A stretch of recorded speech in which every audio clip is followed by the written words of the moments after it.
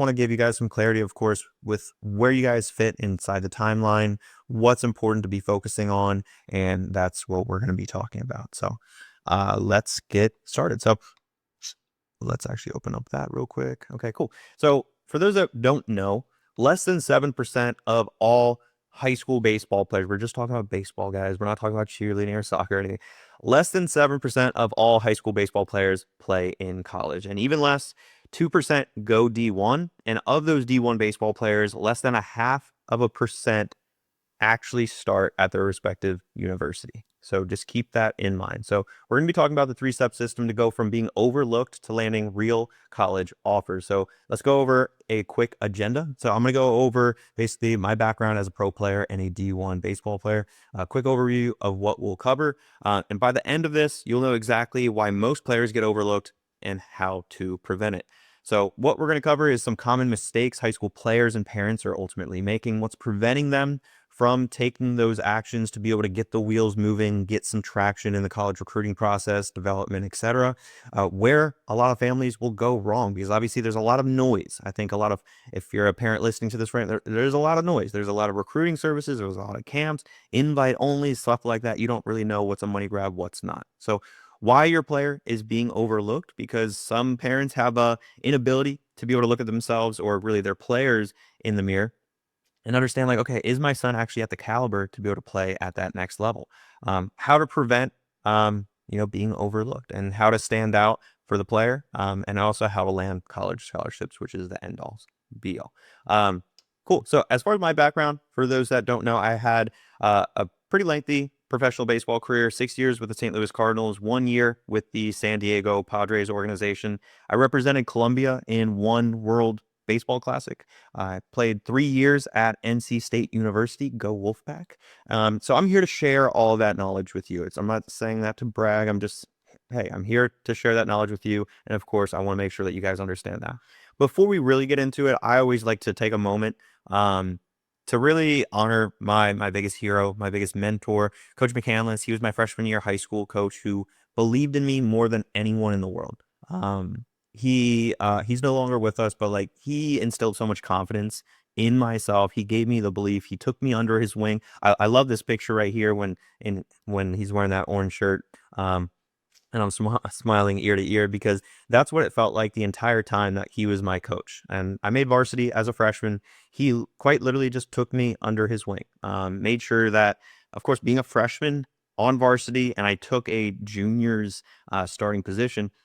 What I like to say is I was swimming in bloody waters, right? And he made sure that there were no sharks coming out to get me, right? So he was my everything, really. Advisor, mentor, agent, role model, coach, hero, right? So let's talk about the hidden truth about college baseball recruiting. So what most players and parents really don't realize, again, is the numbers that we started off with. Less than 7% of all high school baseball players make it to college baseball.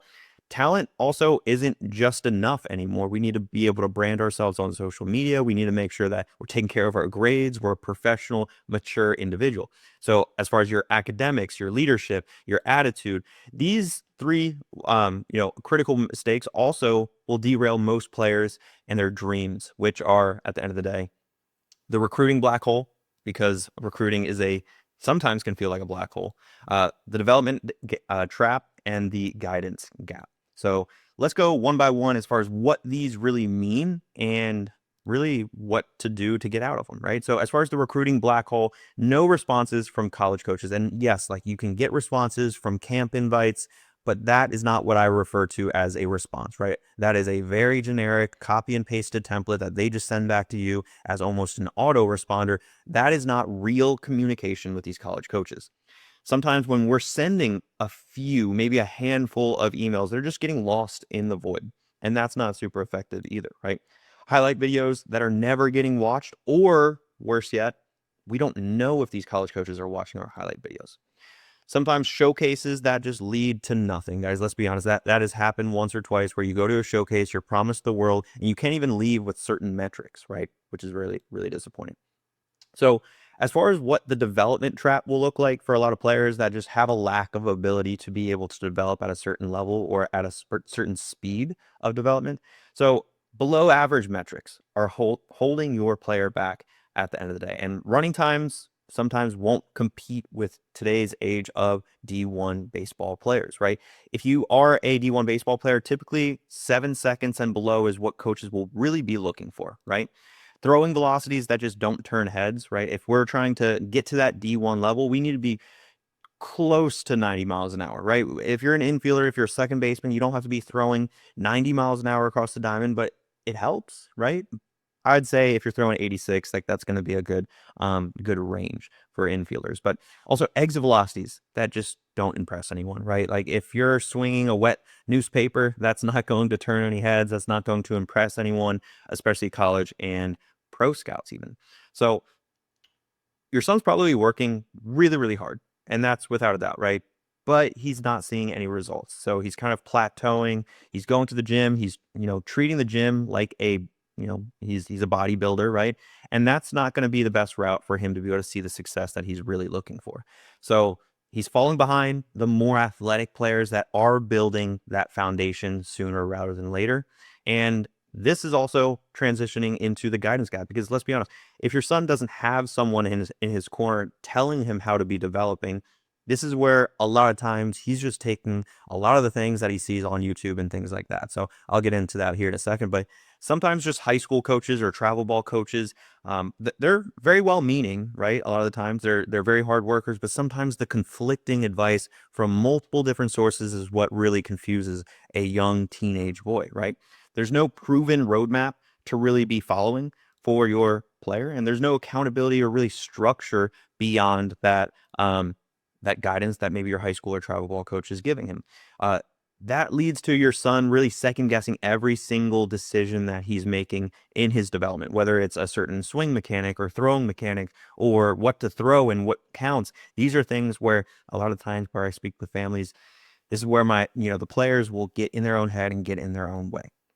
So let's talk about what this will lead to as far as an impact for your son's game and his performance out there in between the lines. So on the field, sometimes this will lead to less playing time in those more critical moments where the game is on the line. And yes, travel ball coaches will want to win. That is a fine mentality because it helps their program look that much better.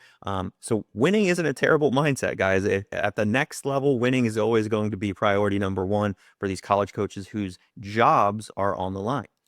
Coaches not really trusting, your player in these bigger situations. Maybe he's falling behind the rest of the competition, and that frustration, despite the hard work, sometimes leads to an impact on the mental side as well. So maybe declining confidence. Confidence is like the biggest trigger word for me because, like for me, I always like to revert back to second grade for myself when I had to do a spelling test. I felt this is the first time I felt confidence, right? If I trained or not trained, if I studied, if I did all the work to the maximum ability, if I did all the work to the maximum ability that I knew that I was going to go into that spelling test prepared, I felt confident driving to school. I'll never forget that, right? But the thing is, it's like if there was a point in time where I did like 80% effort, even 90% effort, and I knew that there was something that I was leaving on the table, that's where I knew I wasn't as confident and I felt like I was second guessing myself, right? So confidence is sometimes declining with every setback. There's also that constant comparison to a lot of, your son's teammates, which is not necessarily the best mindset. Comparison is that thief of joy. So self-doubt about the college potential. I had doubt my sophomore year when I was not a college prospect. I was throwing low 80s. I was just not a good quality prospect sophomore year, but of course I made some transitions in my junior year that helped me really develop. Also the mental impact of like feeling like, and this is something that maybe parents don't necessarily feel as much as the player, but I remember feeling this way. If I didn't perform well after traveling 2 hours or 3 hours and we had to stay in a hotel and there was a financial commitment from my family, and like, yes, my parents told me, of course, that they were spending money and going to hotel. These things aren't free. It felt like I was completely letting my family down. That didn't feel good, obviously, as a competitor. But that's the mind of what these teenage boys are going through, right? So what are the long-term consequences? Because those are more short-term. If nothing changes, Sometimes your son might be settling for a lower division college baseball program. Maybe he's walking on instead of earning the real scholarship dollars. Maybe he's getting cut from the college team. Guys, so many people don't understand. Once you land a scholarship, that does not guarantee that your son will actually be on the team. It doesn't mean he will actually travel with the team. There's a travel roster typically, right? So from the pool of, and by the way, there's some universities out there which will commit or give scholarship opportunities to like 50 players. As a lot of you guys know, I think the roster limits are cut down to, I believe it's like 28. There was a point in time back when I played, it was 35. So like there's a lot of change in the whole college recruiting landscape. But at the end of the day, just because you land a scholarship doesn't mean you actually earn the right to be on the team. That's where performance will ultimately be the indicator. You're also, your son's also going to be carrying that what if regret potentially for years to come when he's, a normal college student, and he sees the baseball team getting after it, and he just thinks to himself, what if I, trained a little bit harder?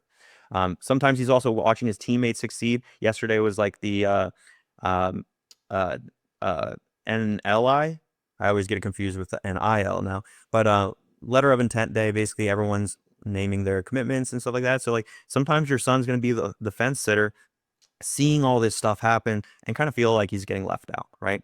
So in my opinion, what I've kind of built out, of course, throughout my 7 years of pro ball and 3 years at the college level, is to make sure that we have a system in place to be able to address all of those, right? So the first one is having a strategic recruiting plan. So we're going to be using our proven outreach system and strategy to effectively and efficiently reach out to these college coaches. We also ensure that there's a strategy in place to be able to actually see when these college coaches are actually watching and clicking on our highlight videos. This is going to lead to building relationships in a strategic manner with these programs and coaches. As far as strategic recruiting, I know a lot of people probably just woke up other than one camera on. I guess everyone has bedhead, maybe still in their pajamas, but think to yourself, show of hands, who has sent an email to a college coach before? Can't really see everyone, right? But like I would assume maybe one or two hands have gone up, right? Or thought to themselves like, oh yeah, I dabbled with that. Maybe I sent one, maybe I sent two. We see KB did, we see Zoom user did as well. So like we've done that before. Hopefully that email did not look like this, right? Where it's just, hey, I want a scholarship. It's very needy. You're including stats, not metrics. You're unprofessional. It just doesn't look quality. It doesn't look good, right? And these are things that, of course, can be changed. Now, from the parent's perspective, have we ever sent an email that looks like this, right? Just a massive, wordy email, my entire life story. I was born in this hospital. The temperature outside on the date of birth was 72 degrees. It was fall. Like these are things that college coaches just don't care about and don't need, right? So when I even receive long emails like this, I typically skim for maybe 5 seconds. I don't read every word because let's be honest, I receive emails like this just like college coaches too as well. So that's where I'm speaking from experience. Guys, there's a right way of doing it and a wrong way. So the right way, in my opinion, is when a traffic light goes, power out, right? There's no more power at a traffic light. Typically speaking, there's a police officer that shows up, starts guiding traffic. You go here, come through. That way, there's some level of organization for when everything seems so chaotic, right? That's what we need to be doing when we're sending out these emails with highlight videos, with metrics, not stats, and how we go about that experience for the college coach, right? So again, we need to be that police officer guiding that traffic. We have to. We have to, guys. It is a very highly competitive atmosphere, as a lot of you guys know, to be able to play college baseball. Like I already mentioned, 7% will go to any college baseball program. That's JUCO from D3 to D2 to D1. Less than 2% will get that opportunity to reach that pinnacle. Guys, it takes a sacrifice without a doubt to play D1 baseball. And a very, very tiny, small fraction will actually earn a starting position to play D1 baseball for their respective university. Your son's competition, I promise you, are not young business professionals in suit, but this is a picture of 100 people, right? So if your son goes to a showcase with 100 people at it, or a camp at 100 people at it, he has to be within the top 7 to earn an opportunity to be able to play college. Maybe there's only 2 people that walk out of that room that have the opportunity to play D1 baseball, but out of those 2 players that walk out, there's not even a guarantee that one of them is going to start at that D1 program. He might have to transfer. So think about, again, we're going back to this. One person walks out that room, they might not even play and really start at their D1 university if they earn a scholarship, right?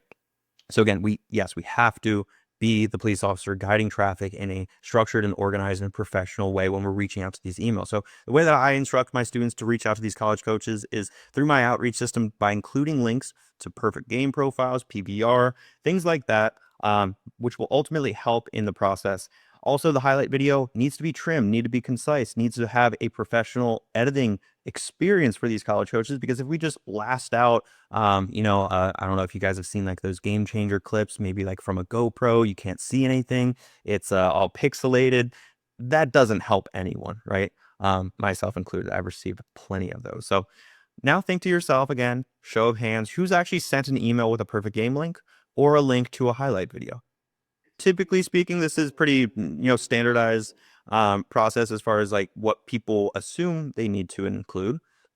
So I'd assume maybe if you sent an email, probably 80% of the people that have sent an email probably have included a highlight video.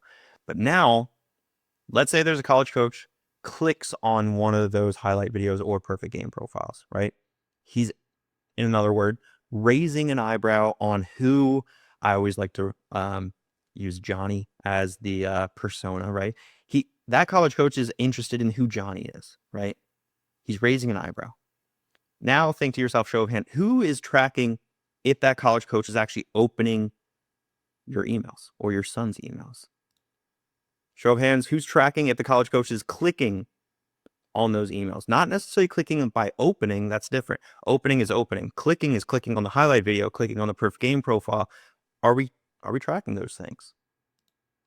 So if you already said to yourself, there's no way of doing that, I'm about to blow your mind, because this is exactly the outreach system that I teach to my students day after day, as far as how to reach out to these coaches in an effective and efficient way. So as you can see, email opened, email click, responded. So we have a strategy for this coach that basically didn't ever open our emails. We also have a strategy for this coach who responded to our email. We also have a strategy for this coach who opened our email. And we also have a strategy for this coach who clicked on one of our emails but did not respond. So these are different temperatures. If we're grilling a steak, these are different temperatures on how much they know about your son, right? By the way, there is going to be a Q&A at the very end. So if you have any questions, start to formulate those, write them down at the very end. But at the end of the day, we really need to think to ourselves, are we presenting ourselves in a professional manner, right? You only get one first impression. So as far as the triple play solution, that is the strategic recruiting that I teach to all of my students. So next up is the elite development side of things with baseball specific training, getting college ready metrics, not stats, metrics, and performance tracking system. So this is probably where your son is currently at if he's a high school baseball player, and this is probably what he's doing. He's doing the Notes app workout program, because that's what I did. I went to the local YMCA. It was a $10 a month workout, membership. And I wrote in my phone, in my apps, Monday I'm doing legs, Tuesday I'm doing biceps and chest, right? Wednesday I'm doing back, right? And I kind of just created a program from, YouTube, Instagram, TikTok videos that I've seen, or, I did some research, right? At the end of the day, this isn't necessarily the most effective way. So he's kind of, it puts him on his program, not necessarily someone else's.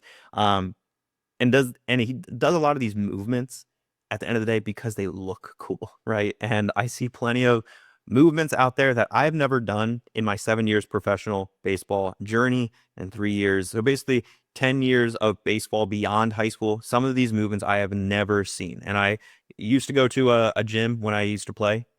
It's actually here in Palm Beach Gardens. By the way, I'm in Florida, guys, in West Palm Beach. But in Palm Beach Gardens, there's a place called Cressy Sports Performance where Justin Verlander would go, Max Scherzer, Trey Turner, Trey Mancini. I'm missing many, many more because in the off season, there would probably be around 80 professionals, mixed between big leaguers, AAA, AA. So I got to rub shoulders with some really cool guys, and I got to see just about every movement known to man. And for some reason, I always see on Instagram, on TikTok, on YouTube, whatever the case, movements that I have never seen, right? So do with that with what you will. Your son could be, he's doing his own program also with his high school team or maybe with a facility. And guys, that is good. That is a move. Sorry, that's a start. That's making some traction, right? That a lot of high school baseball programs will not offer really any guidance as far as lifting and stuff like that. So that is a start. But I love to live by this because what we do in the shadows will shine bright under the lights, right? When I was in high school, I did a lot of that extra work, right? By the way, my high school baseball program, Sarasota High School, look it up. We have like probably the 5th most draft picks of any high school in the entire country. Very, very structured workout program, development. We would have throwing programs. It was truly year-round development, and they had us on a program which was very intense. So before, we start thinking, oh, my son's doing this with this team, he's doing this with this team. I gotcha. I did that too. It was very demanding, but it takes a sacrifice of doing that extra work and finding the extra time if you truly, not you really as a parent, if your son truly prioritizes playing college baseball like I did. Okay. And one thing that I kept repeating to myself when I was in high school was a quote from my dad. If you do what everyone else is doing, you better expect to be just as good as everyone else. I wasn't okay with that, and neither is your son, right? So with the elite development, this is where we're either going to modify with the inclusion of what your son's currently doing, and of course, mold the triple play around with what your son's currently doing. So your son's going to be following along now a New York Mets strength and conditioning coach who writes these development programs for your son. He's not just doing the notes at workout anymore. He's following a structured baseball specific plan with video demonstration. So I don't know if you can see, but basically right here, there's links. Your son's going to be able to tap these links. They are mobile friendly, obviously, and they'll take him to a video explaining how to do that certain movement so he never feels lost in the gym. We also take into account the volume for in-season and off-season. So that's a pretty common question. Should we do this program now? Should we just wait until the spring? Should we wait until the summer when we have more time? Guys, if you're looking for the perfect time, you're not going to find it. Okay? You're not going to find it because at the end of the day, when I rub shoulders with the guys like Yadi, Tatis, Machado, Juan Soto, like those guys don't wait around for the perfect time for the stars to align to chase their dreams and your goals, right? So if you're coming to me with that type of, energy, I'm going to push you guys far, far away because let's be honest, I work with serious high school baseball players who have one dream and one goal to play at the next level, and they're not going to let anything get in their way. Timing, like it just seems so fictional, but anyway, everyone has their own reasons. So a lot of people will ask, can I do this program in season or off season? Absolutely yes. And it's actually preferred in both because in season has the ability to be able to understand game to game adjustment, and we're able to close that feedback loop quicker. Off season, we're able to build a stronger foundation for the season. So there's benefits of both. Alongside with the workout programs, there's also going to be sprinting programs and mobility modules to increase flexibility. For those that don't know, a mobility movement is basically to ensure that our range of motion is unlocked to be able to rotate properly in the game of baseball. Obviously, baseball is a very heavy rotational sport. So as far as the triple play, we've covered the recruiting, we've covered the development. Let's talk about the guidance and the support side of things. So as far as that expert mentorship, the accountability system, and a clear roadmap to success. So this is what professional guidance looks like. This is, some of my students who have joined in for the past, month or so, maybe a little bit more, maybe 45 days, maybe 2 months. Can't remember when I took all these pictures, but each and every one of them, it brings a smile to my face on the excitement that they had, of course, when they joined into a program and they started to make that sacrifice, because it is a snowball effect, and one right decision can lead to the next right decision. It is, I remember reading a book called The Compounding Effect. One small decision a day, doing something right turns into 2 and then 3 and 4. So as far as the accountability system, We will have weekly check-ins to be able to track certain metrics, and that is where I'm a little bit of a nerd, guys. I studied aerospace engineering at NC State, and I love seeing all of these metrics, all of these data points, and to be able to not necessarily assume, but with a strong guess and through data to know exactly how much on average my students are gaining in arm velocity, exit velocity, running speeds, and these are all accounted for, right? So the reason that we're able to see these strides, even though my program is 100% remote, is because at the end of the day, we're testing and reassessing. We're improving, so our focus will change throughout the program. And ultimately, if we're consistently retesting and assessing, that's going to eliminate the plateaus that we have within typical programs, right? So let's talk about real quick why does this work, right? How does it work? Like you guys are probably thinking like, how does it work at being a consistent feedback loop and the congruency? So as far as like walking through, of course, you guys have plenty of noise. You have plenty of decisions to make. You have, showcases, camps, you got private lessons, you've got everything, it seems like, under the sun. Let me just simplify some of this. If your son goes to hitting lessons 5 days a week, that's going to run you a very expensive bill. And most people don't do that. Most people do once a week, and the feedback loop is quite literally 7 days. So as far as in-person training, hitting lessons every single day, that's not something that's necessarily attainable. But of course, the constant feedback loop with your player and myself, that's something that we would be able to do together. As far as the personalized lifting program, already went over that. That's actually something that New York Mets strength coach is going to be writing for us. The speed program, that's going to be done roughly 4 times a week, but of course you can maximize that to 6 or 7 days out of the week. 24/7 access, right? There's a lot of misunderstanding when you have a travel ball coach, you have a high school coach that played at a high level, you have a hitting coach that played at a high level, but do you truly have 24/7 access to them? Or do they have other priorities like a travel ball program? Do they have other decisions to be making? Like what jerseys are you guys wearing? What field to show up at? What's your practice schedule? So like, as far as the real guidance that, a coach or a private coach can give you, is it truly 24/7? In my opinion, of doing lessons when I think the last year that I did lessons was about 6th or 7th grade. And then I kind of saw through it. I said, hey, I need to be doing the work on my own to be able to get better. Again, it's what we do in the shadows that's going to shine bright under the lights. As far as the exposure to college coaches, typically hitting, coaches won't give you that.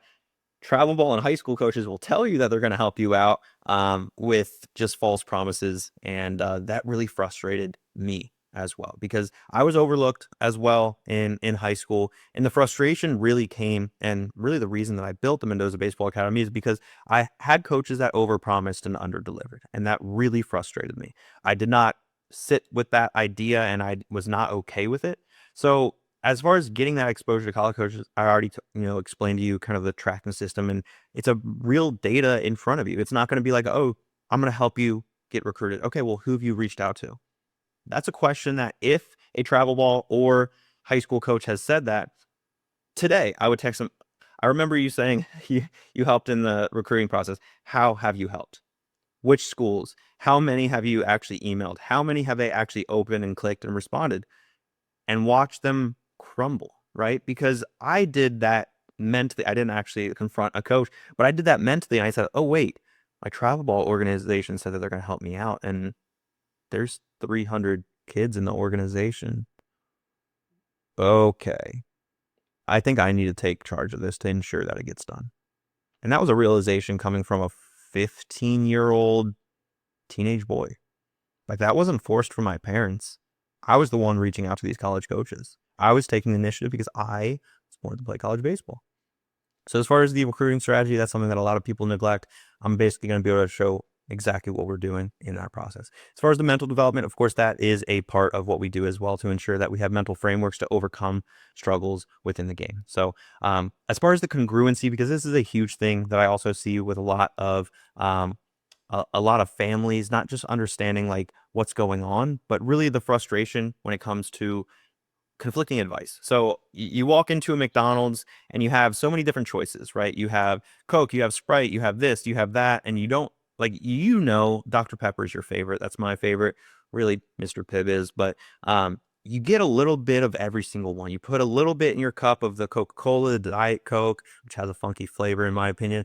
Sprite, Dr. Pepper, Powerade, Coke, High C, Fanta, Dr. Pepper diet, and even a little bit of splash of water, right?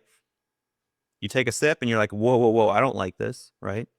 That's what I feel like a lot of high school baseball players are doing. They're getting so much confusing information. And at the end of the day, you have to try to process it, or your son has to try processing it even worse, because that's going to lead to that confusion. That's going to lead to the lack of confidence and him getting in his own way because he doesn't know what his philosophy is. He doesn't understand how to become his best coach and his philosophies, let's just say for hitting, right? Obviously, there's a million different philosophies for hitting, but understanding what works for him is the most important thing. So by having everything in one place, we're all on the same page. We're limiting those injuries because sometimes, especially like on pitching, there's just double work on double teams and stuff like that. It eliminates the confusion and maximizes production. So that's the triple play system as far as the recruiting, development, the guidance, the mentality. So this is really what, my students are looking like, right? They're committing to those universities. I think we have over a dozen college commitments so far. Aiden was able to decrease his 60 time by over a full second. He went from 8.2 down to a 7.04 or 7.08 in a span of like 5 months, which is insane to me, right? These are the things that are happening. Ty, for all the Northeastern, I think we had a Massachusetts earlier. Ty's in North Dakota, right? He was able to land a college commitment to play at that next level. JT, he's one of my younger students when he started out with me, but now he's a 2028 grad. I remember when he started his freshman year, he was deadlifting 400 pounds, guys, 400 pounds as a freshman.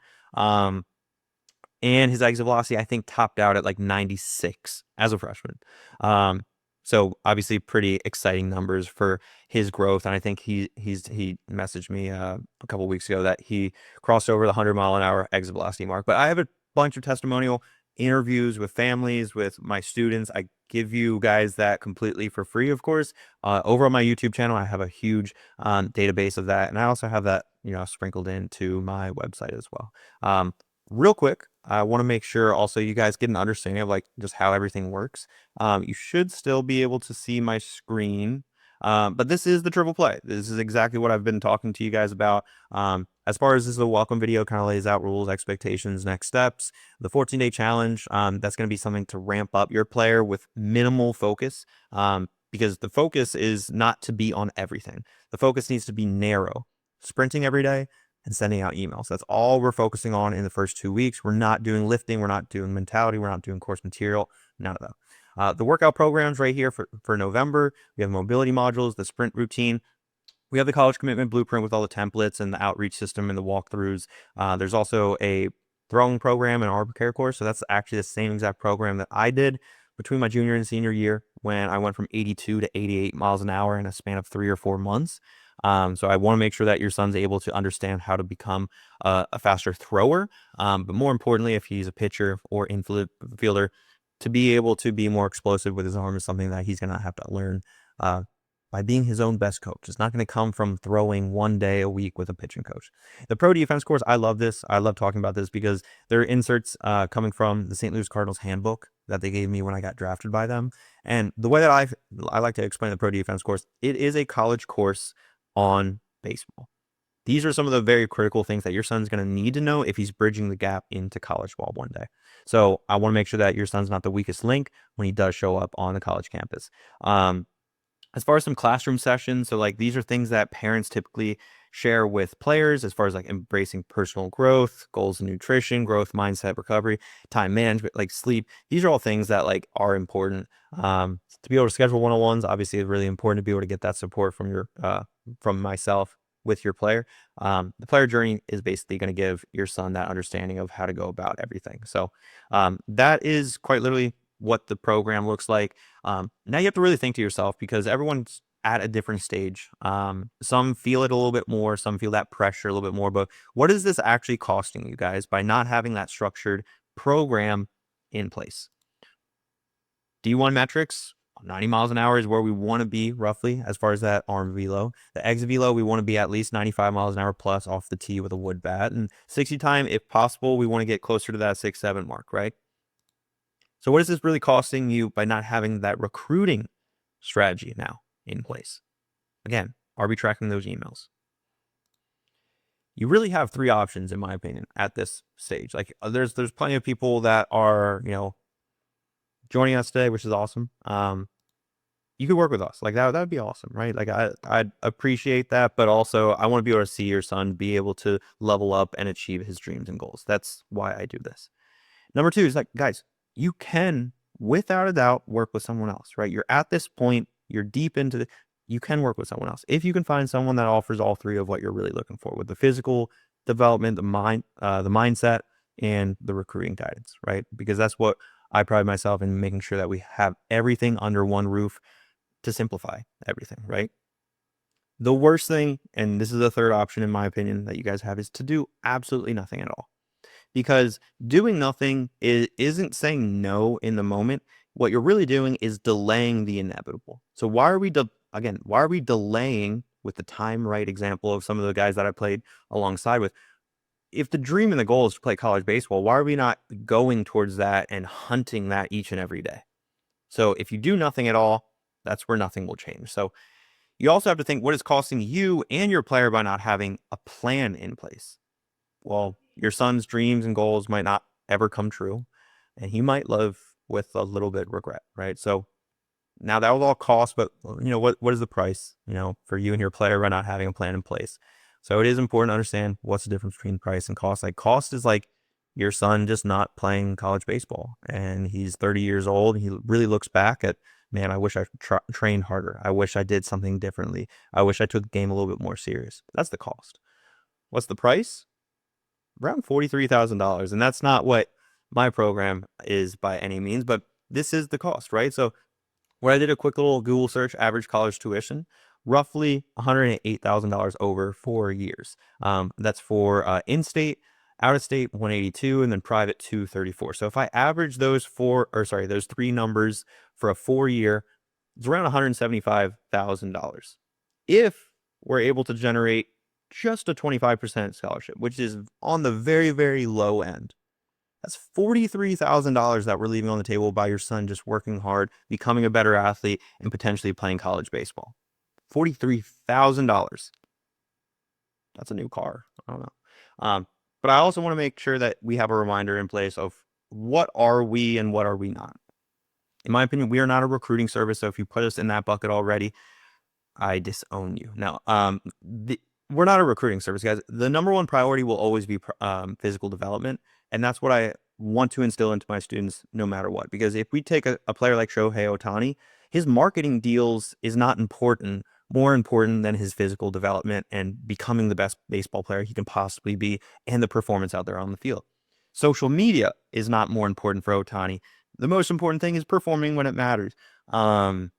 His agent and the commissions, that's not important. It's performing on the field when it matters, right?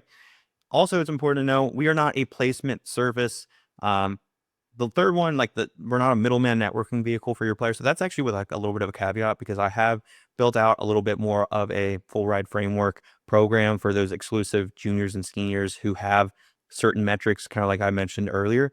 And those are for families and players that I'm like, wait, you haven't received any college offers yet? And they're like, no. Okay, let me do that for you. So that's a little bit more of a hands-on approach for very exclusive players.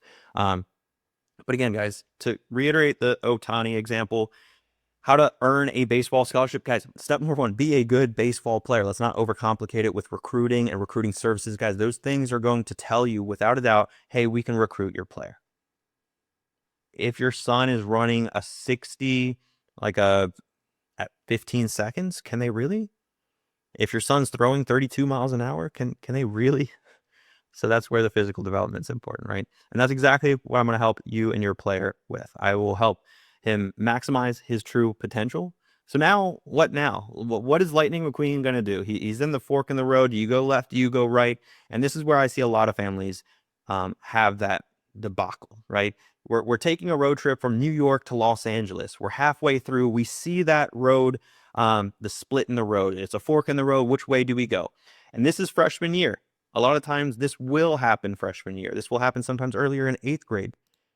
We're in sophomore year. We still haven't made any progression towards California. We're trying to make our way across the U.S. and a full year's passed by and we're still debating. Should we go left or right? Junior year rolls around. Should we go left or right? I don't know. This is so confusing. There's so many noise. Who should I listen to?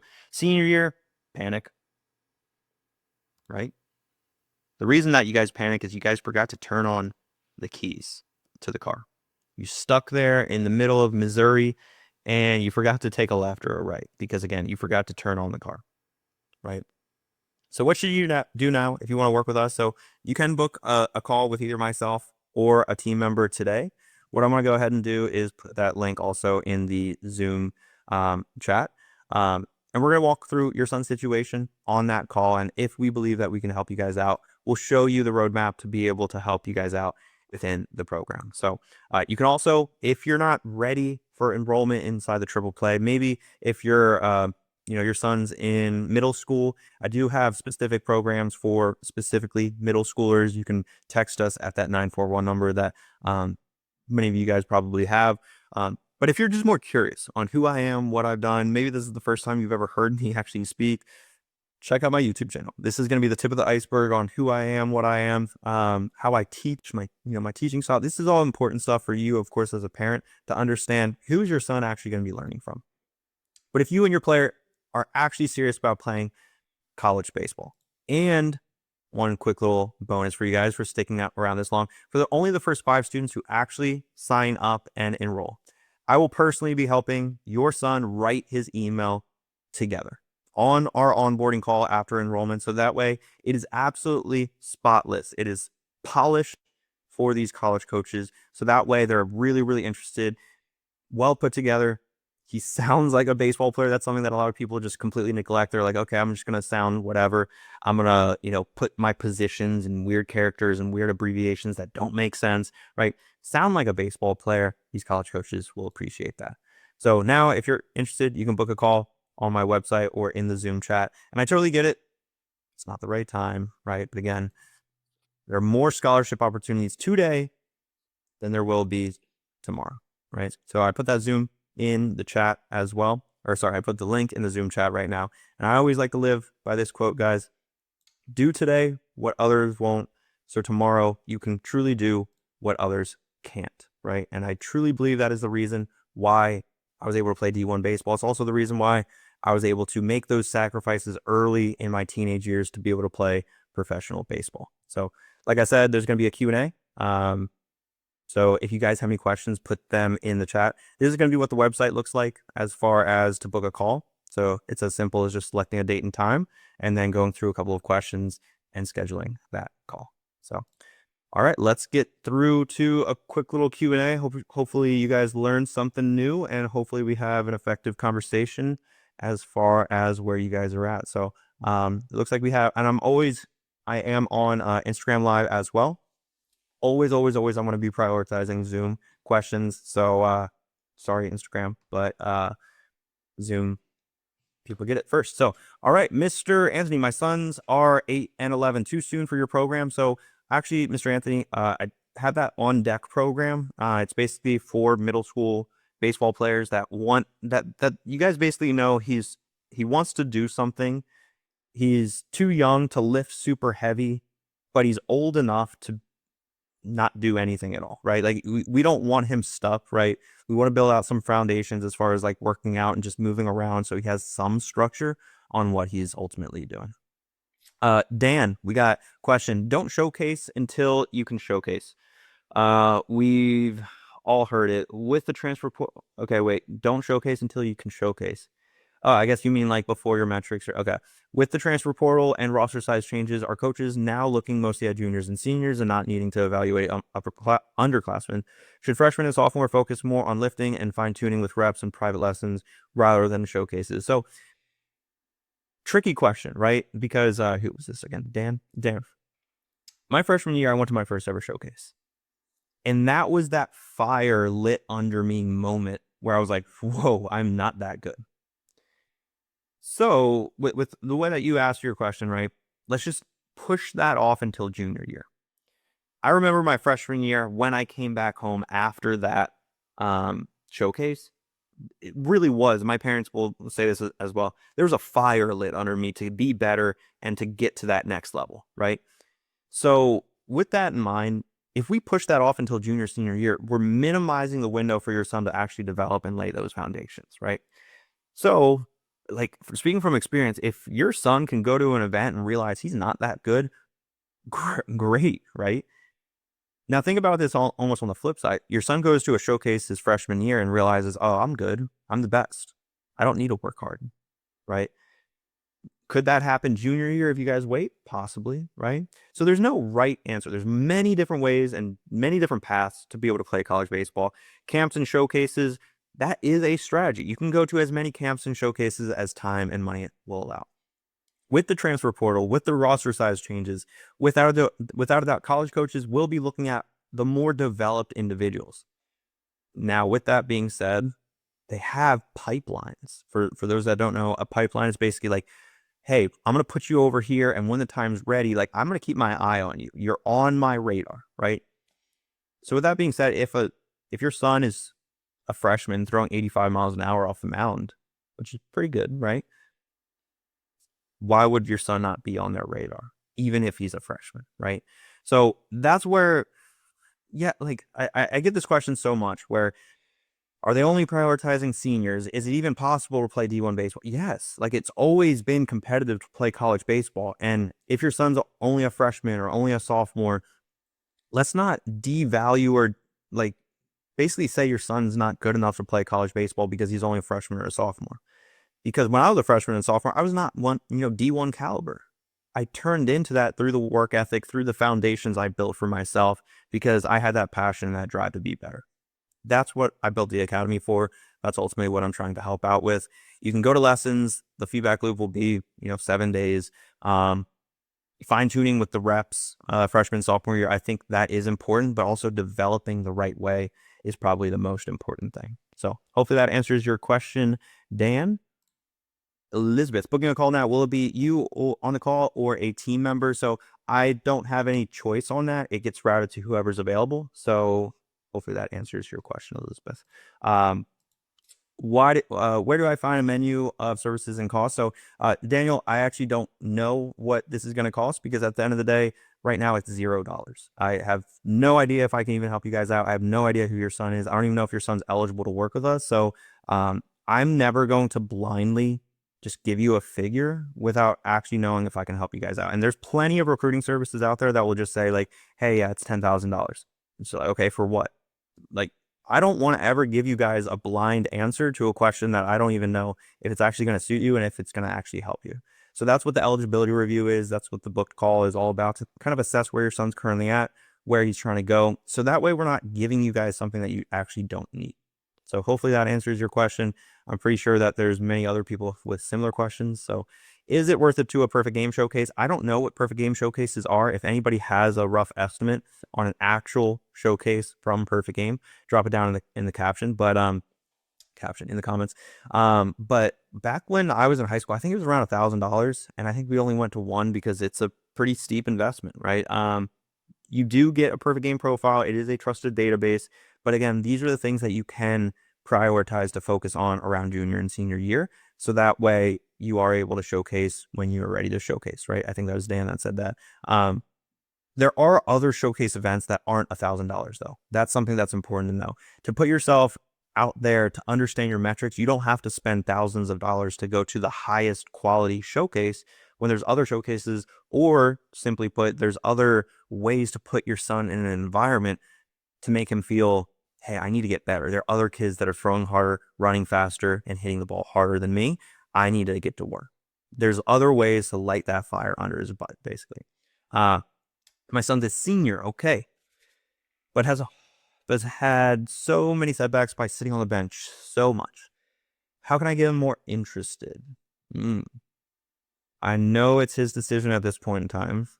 He is good, but has lost his confidence. This mom has been the most supportive. He has lost his desire and love. What showcases are the good ones out there? Couple different directions, Sherry, right? So you mentioned he's lost his desire and love. He's lost interest. That's a really big, powerful word coming from you, Sherry. A showcase, I don't think is going to fix that. I think what's going to fix that is him having fun again, right? But he is a senior. If he is actually at the caliber to be able to play college baseball, like, that is something within the question of how quickly can we really develop if he has another 6 months left of high school before graduation. Now, speaking from experience between my, junior and senior year, it was an unbelievable amount of development that I was able to cram into a 3, 4 month window, going from 82 miles an hour to like 88, like 6 miles an hour of arm velocity. I don't know how hard your son's throwing, but I think we can all, probably add 6 miles an hour of arm velo in 3 or 4 months. The only reason that that worked for me is because I had the passion and the love and the desire to play. And I was more than interested in achieving those dreams and goals of my certain metrics. So that I don't think like a showcase is going to like be the area, because if anything, a showcase is a very tense and tight opportunity where if he fails, if I mean, for example, I was speaking about this yesterday. I was at a perfect game showcase and on my backhand ground ball, it went right underneath my glove. And I felt terrible, but I had a mental mindset to like, so what? Next ground ball, next one, next play. Right. So this is the mental framework that I have to teach with my students. But if that happens to your son, Sherry, like what's going to happen to his desire and his love and his interest of the game, right? So that's where showcases might, in my opinion, might not be the answer. He has had a big coach when he was young. He's a catcher. The encouragement has been a little after the fact. Favoritism has a bit of, yeah. So like I remember, I actually took a gap year when I was around like 10 years old from baseball because I had some bad coaches. I remember my parents got into an argument with one of the coaches and I just wasn't having a lot of fun, right? Took a year off. I wanted to be a skateboarder. For anyone that knows, I wanted to be Ryan Sheckler. But yeah, a lot of it has to come from enjoying what you're doing, right? And it kind of comes into the question in the conversation about um, the aspect of burnout, right? Burnout comes from just not being passionate about what you're doing, right? So cool. Heather, we have a call booked for Friday for the sophomore. How do you continue to work with athletes after they join? So, different modalities of communication. So, Zoom calls obviously is a very important one. The onboarding call is one of the immediate things that your son will schedule out to speak with me directly, build out his action plan, and work with his 14-day challenge. After the end of the 14 days, roughly, when he's ready to send out these emails, we'll do a launch call, which is another Zoom call. And then beyond those first 2 calls, typically in the first 2 weeks, what we'll do is roughly every month, could be every 3 weeks, one-on-one Zoom calls. There's also weekly check-ins as far as to understand where your son's metrics are currently at. So that way he is holding himself accountable, and I'm also holding himself accountable to complete those check-ins. And then also, I just want to make sure I touch base with him at least once a week at the very minimum. Um, as far as like the quantity of like Zoom calls, I felt like through conversations with a lot of families and students, if we did a Zoom call like every week, it'd be overkill. There wouldn't be a ton of updates. So that's why we do roughly that 3, 4 week mark. But as far as like having conversations, answering questions, that's all going to be done through Slack. I don't know if you're familiar, Heather, with Slack, but it's basically like a group me. It's kind of like a Discord. It's like a WhatsApp. It's just a way that we're going to be able to communicate back and forth. Your son's going to be able to, send in videos of him swinging, pitching, fielding, ask me questions. It's just a way to basically be able to message me. I like to do voice memos as well, so that way he feels that support day after day. And he really can ask me a question. This is what I like to say. He can ask me a question every single day if he really wants to. And I think that support is something that I always appreciated because I always like to tell my students as well, like the squeaky wheel gets the grease, and I don't have a facility. I don't have a team. I'm not a high school coach or a travel. I'm here for my students, and that is my one responsibility. So hopefully that answers your question, Heather. He had I already got that one. Yeah, favoritism is never fun, guys, but favoritism to players that actually will perform and coaches that can trust will always be a big role in the decision-making process for, who actually plays and who doesn't. Cyrus, thank you so much for doing this. My two boys are not yet in middle school, but this is very insightful and hopefully down the road. Awesome. Got it. Do you continue working with him until recruitment? So that's a unique topic, right, Heather? Because some recruiting services will try to grab you for until, I think you mentioned your son's a sophomore. Some recruiting services, not to name names, right? But you can probably assume certain 4-letter organizations will try grabbing you until graduation, right? For the next 2.5 years or so for your son. My approach is a little bit different. Like, yes, there are ways to extend the support and the access to be able to get the guidance beyond my program, which is 4 months. My my role is actually, in my opinion, is for your son to become his own best coach, so he understands the structure and the new standard for his development moving forward. which doesn't take years, right? It can take 4 months, and that's why the program is 4 months. But then also on the recruiting side, I want him to understand the system, to be able to repeat it on his own, and to be able to spread his wings on his own. Because that accountability and ownership is going to do him so much more than if I just continue working with him for 2 years. I'm the one sending emails, or you're the one sending emails. Like, that's not where the true pride comes from. And I want your son to be able to understand those systems. And again, these things don't take 2 years to understand. They really take about 4 months, and that's why the program is 4 months. As far as beyond that, that's where a lot of families will get creative.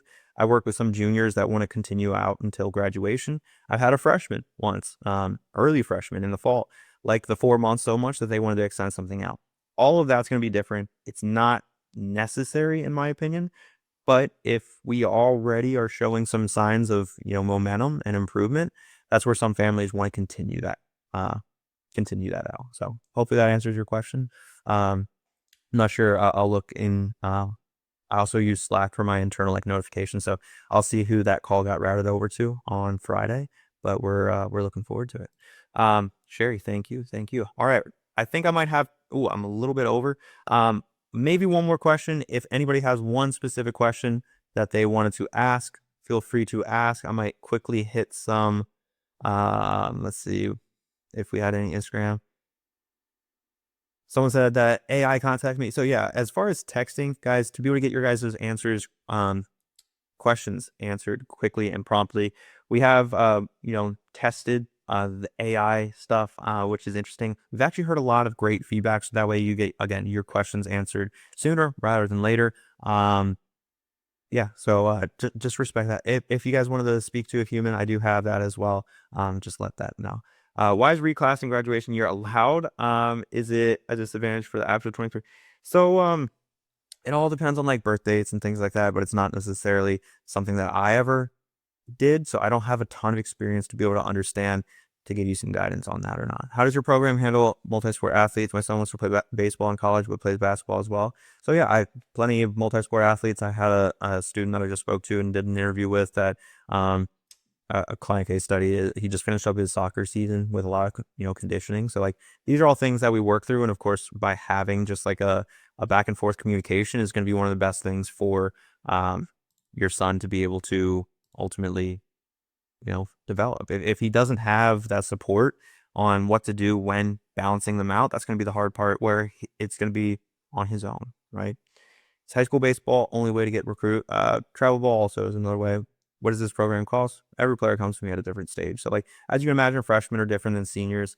I always like to use the auto body shop. So for example, I just got a flat tire. Unfortunately, I realized this morning on my car. We just took a really long road trip to North Carolina for a wedding. But if I just walked into the body shop and I said, I need a new tire, I'm typically going to be like, okay, well, what kind of car do you have? What kind of tire do you have? Okay, well, my car is I'm just trying to think of my car is a golf cart. It's a tiny little tire. Okay, it's going to run you about $50, right? Okay. Now, if I answer that question, okay, I have a tractor at my farm and this tire is 10 feet tall. It's one of, those massive tires. Okay, that might be a few $1,000s, right? The reason for that, the eligibility review is just to understand where your son's at. If he's a freshman needing all three, then that's something that we can discuss. If he's a senior needing all three, if he's a senior with a 95-mile-an-hour exit velocity, he's running a 6.8 and throwing the ball 88 miles an hour, that's actually more of the full ride program, that I'm going to be handling conversations with that specific player. If your son doesn't match up with those certain metrics, the full ride is not even on the table. That's not something that I would even feel comfortable taking that charge. But that's where the triple play is, of course, the more flagship program where a lot of families will join into to get the understanding, to get the physical development. So that way, one day he will be eligible for that full ride program. How is your middle school program going? I have 3 boys, 10, 11, 12, really, that I would love some help with. We live in a rural area and travel to some tournaments in Bakersfield. My oldest has been playing on a team in Reno and loves it. We would like to implement your program to the community. We're also a nonprofit chorus club. Can you help? Yeah. Mitchell, I'll go ahead. If you have my phone number, let me, I'll put my phone number, the business number as well, to make it easy for anyone really that wants to text us. Go ahead and text us. a little bit about your situation, and especially that your middle school players are looking for some lifting programs, because the on deck program is something that is exclusively for those 10 to 13-year-olds. The middle school age, it's going to be strictly just workout programs. But as far as like support, Slack access, one-on-one communication with myself, that's going to be actually something only on like the 12-month commitment. But you'll see some options on that website that if you text us, we'll send that over, and we'll take it from there. So yeah, looking forward to that. Yeah, the middle school program's doing really, really well though. Just launched that a few days ago. But as far as the workout programs, it's very similar to the New York Mets strength coach that's writing those programs. And of course, going to be a little bit more guided towards those middle school players, understanding a little bit more baseball specific movements at an early age to build that foundation. So cool. All right, guys. Well, I'm going to wrap things up. This was probably by far one of the most effective coffee and baseballs to date. I really appreciate your guys' input, questions. It it really means a lot. If you haven't already, make sure to grab your red cup at Starbucks if they haven't sold out already. That was something that I got excited for once I heard today was the big day. Not that I already have a cabinet full of water bottles and bottles, but either way. All right, guys. Well, take care. Hope everyone has a great rest of your day. And yeah, if you guys are interested, of course, book an eligibility review or just visit our website. Google us. Google my name, Evan Mendoza or Mendoza Baseball Academy, and do some research. And of course, if you are applying to work with us, which is, it's pretty easy to find out on our website, go through all that, and then we'll be in touch as far as having a text conversation and see if there's a program that fits what you guys are looking for. At the end of the day, there is stuff for middle schoolers. There's stuff for definitely high schoolers, which is the triple play program. We do have a hard cutoff, 8th grade and up for the triple play, just to give you guys some transparency there. So yeah, go ahead and apply or book an eligibility review on our website, and we'll be in touch. Take care, guys. Have a good one.